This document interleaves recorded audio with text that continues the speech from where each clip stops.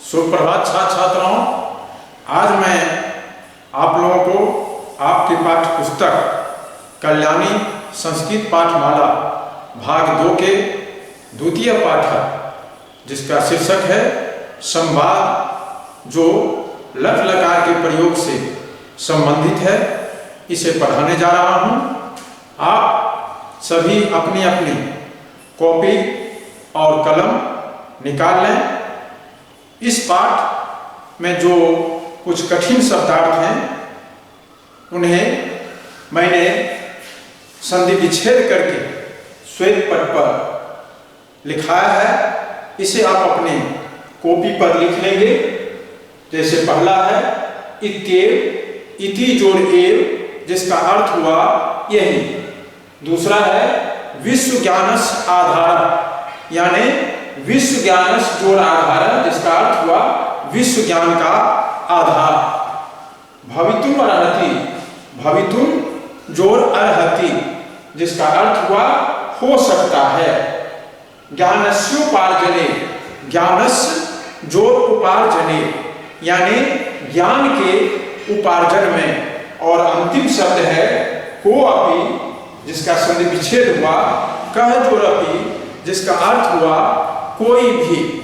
इन पांचों के अतिरिक्त आपके पाठ में अंतिम में बहुत सारे शब्दार्थ हैं, जिन्हें आप याद कर लेंगे, जिससे कि आपको अर्थ समझने में कठिनाई नहीं होगी। अब मैं आपको प्रत्येक वाक्य का अर्थ करूंगा, जिसे आप स्लाइड पर आसानी से देख सकेंगे। संवाद शीर्षक से स्पष्ट है कि इसको आप कहेंगे वार्तालाप कह सकते हैं। दूसरे शब्दों में कि बातचीत हो रही है। शिक्षिका प्रश्न करती है, कक्षायाम सर्वम छात्रा उपस्थिता सन्तु, यानी प्रश्न है कि कक्षा में सभी छात्र उपस्थित हैं। कक्षा नायक, जिसको आप मॉनिटर कहते हैं, वह जवाब देता है आम महोदया, हाँ महोदया, सर्वे उपस्थिता सन्ति, सभी उपस्थित हैं। शिक्षिका अद्य अहम ज्ञानम विषये पाठयामि, आज मैं ज्ञान के विषय में पढ़ाती हूँ। राहुल नाम का एक लड़का पूछता है, भो महोदया ज्ञानम किम भवति, हे महोदया ज्ञान क्या होता है। शिक्षिका बताती है, ज्ञानम अयम श्रेष्ठ नो तथा येन तत्त्वेन पुरुषः हानि लाभम अयम निज परो वेति हितकरम अहितकरम च विषये ज्ञातुम समर्थो भवति इत्येव ज्ञानम अभिधीयते। ज्ञान यह श्रेष्ठ है, यह श्रेष्ठ है, वैसा नहीं जिससे कि पुरुष हानि लाभ, यह अपना पराया हितकर अहितकर के विषय में जानने में समर्थ होता है, यही ज्ञान कहा जाता है। सह ज्ञानम चेतनायाम निहितः, वह ज्ञान चेतना में अवस्थित है।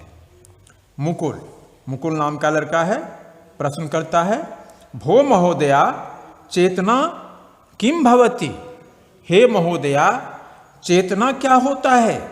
जवाब, भो छात्रा सकल ज्ञानस आधार चेतना एव भवति, संपूर्ण ज्ञान का, सभी ज्ञान का आधार चेतना ही होता है। श्रूयताम सावधानतया सकल विश्व ज्ञानस्याधार भूतत्वे नावास्थितम तानमेव चेतना इति जानीहि। सावधान पूर्वक सुने, संपूर्ण विश्व के ज्ञान का आधार जो जीवों में अवस्थित है, उसे ही चेतना जानो। शुद्ध चेतनाम एव शुद्ध ज्ञानम भवति, शुद्ध चेतना ही शुद्ध ज्ञान होता है। चेतनाम बिना ज्ञानस विकासम नो भवितुम अर्हति, चेतना के बिना ज्ञान का विकास नहीं हो सकता है।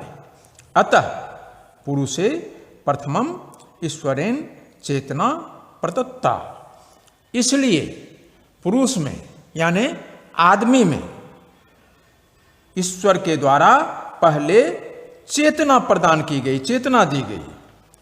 चेतना चत्वेन स्वतः ज्ञानम प्रादुर्भवति, चेतना के तत्व से स्वतः ज्ञान का प्रादुर्भाव होता है। ज्ञानस्योपार्जने गुरु कृपाया आवश्यकता भवति, ज्ञान के उपार्जन में गुरु की कृपा की आवश्यकता होती है। राधिका भो आचार्य महोदया गुरु का परिभाषा, हे आचार्य महोदया गुरु की क्या परिभाषा है।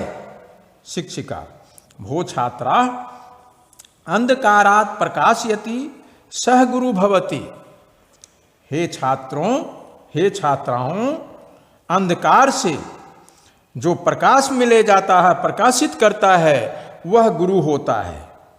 गुरु अस्माकं ज्ञान चक्षु उद्घाटने समर्थ, अन्य को अपि समर्थ नो, गुरु हमारे ज्ञान रूपी चक्षु को यानी आँख को खोलने में समर्थ होता है, अन्य कोई भी समर्थ नहीं होता है।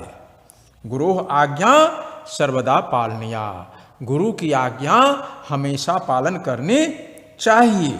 कदापि आज्ञा भंगो नो कर्तव्या, कभी आज्ञा का उल्लंघन नहीं करना चाहिए। अस्माकं त्रिदेवः एव सम्माननीयाः सन्ति, हमारे तीनों देव ही सम्माननीय हैं, आदर के योग्य हैं। कक्षा नायक भो महोदया के त्रय देवा, हे महोदया तीनों देव कौन हैं। शिक्षिका मातृदेव पितृदेव आचार्य देवेश चेति त्रय देवा एव, माता पिता और आचार्य ये तीनों ही त्रिदेव कहलाते हैं, त्रिदेव हैं। अस्माभिः एतेषाम् आज्ञा सर्वदा पालनीया, हम लोगों के द्वारा इनके आज्ञा का हमेशा पालन करना चाहिए।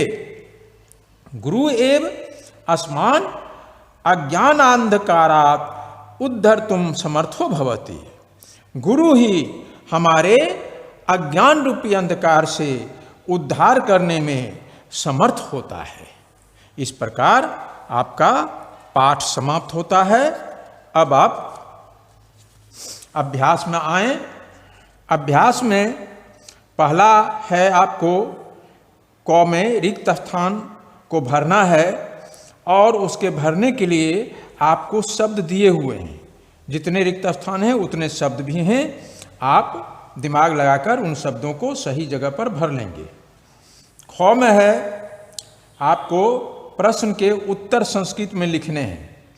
शिक्षिका कस्य विषये पाठयति, तभी तुरंत आप पढ़े हैं, लिखेंगे शिक्षिका ज्ञानस्य विषये पाठयति, माने पूरे वाक्य में उत्तर देना है।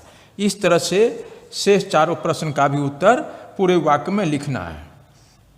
उसके बाद है संस्कृत भाषायाम अनुवादम कुरुत, संस्कृत भाषा में अनुवाद करें। जैसे पहला है हमें गुरु की आज्ञा का सदैव पालन करना चाहिए, तो लिखेंगे वयम गुरोः आज्ञाम सदैव पालनीया, मतलब हम लोगों को गुरु की आज्ञा का हमेशा पालन करना चाहिए। इस तरह से चार और हैं जिसे आप बना लेंगे। और घ में है पद दिए हुए हैं, वो शब्द रूप के आधार पर आपको लिखना है कि वो किस विभक्ति और किस वचन का शब्द है। जैसे ज्ञानस्य है, ये षष्ठी विभक्ति एक वचन का हुआ, चेतनायाम सप्तमी विभक्ति एक वचन हुआ। इसी प्रकार नीचे दिए गए सारे शब्दों का विभक्ति और वचन आपको लिखना है। अंतिम प्रश्न है पर्याय पदानी लिखत, माने शिक्षिका है तो उसका समानार्थी शब्द लिखना है कि शिक्षिका को और क्या कहा जाता है। जैसे आचार्य हम कह सकते हैं, अध्यापिका कह सकते हैं, एक ही शब्द लिखना है। उसी तरह से विश्व है तो विश्व को जगत कहा जाता है, जग भी कह सकते हैं।